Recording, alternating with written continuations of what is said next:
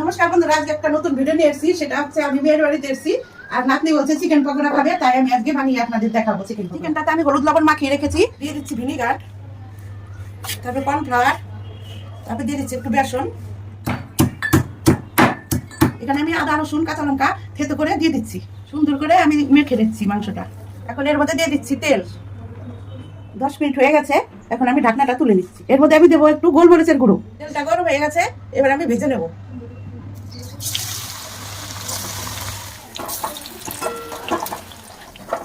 হয়ে গেছে, এবার আমি তুলে নিচ্ছি। হয়ে গেছে, আমি এখন প্লেটটা একটু সাজিয়ে নিই, তারপরে নাতনিকে দেবো।